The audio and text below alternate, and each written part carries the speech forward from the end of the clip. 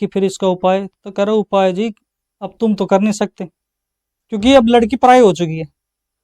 कह रहा तुम नहीं कर सकते, करोगे तो भाई अब उसके आदमी करेंगे जो करेंगे उपाय।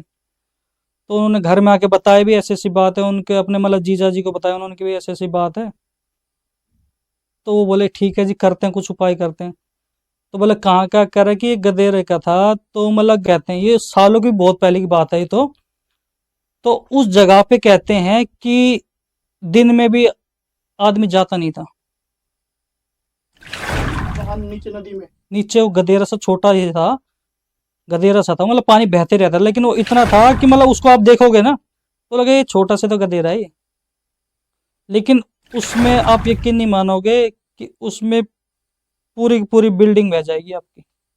मतलब किसी, कोई बच्चा था मतलब बचपन में मर गया होगा, तो वही है कि मतलब वो निकलता था उस टाइम। कहते कि मतलब दिन में भी औरतें क्या बच्चा कोई नहीं जाता था उस जगह, कि वो लग जाता था, लगने के बाद तो पता ही भाई क्या हाल होता है फिर।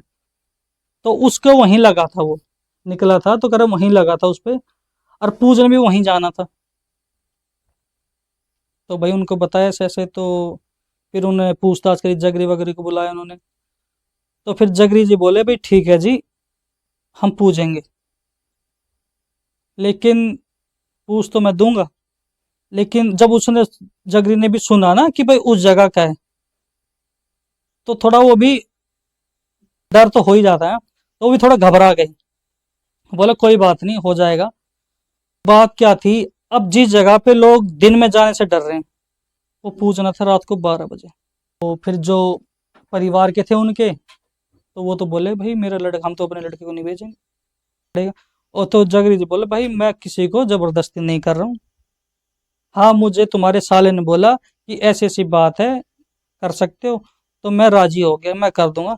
अब बात है कि भाई वो उन्होंने बोला भाई मैं तो मंत्र तंत्र कर सकता हूँ, बाकी जो कार्य कर रहे हैं वो तो भाई परिवार के ही करेंगे।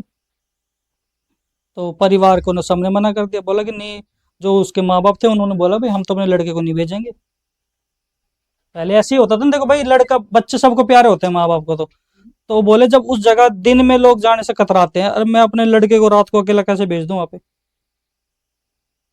और क्या उम्मीद है उसकी जो बच के आ भी जाएगा। और गाँव के सभी कह रहे कि भाई मत जा, डर था।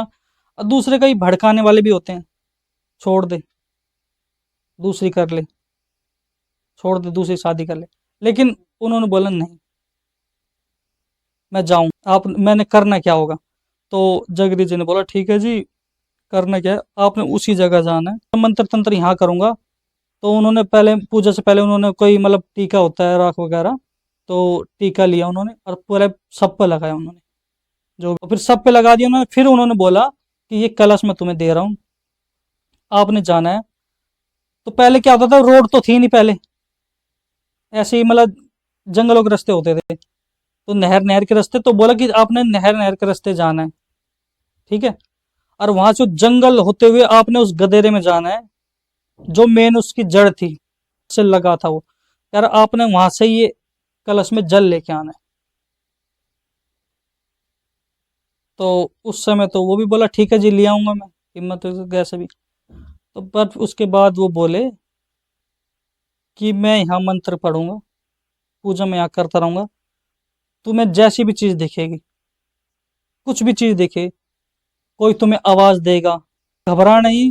और दूसरा तुमने पीछे मुड़ के नहीं देखना बस।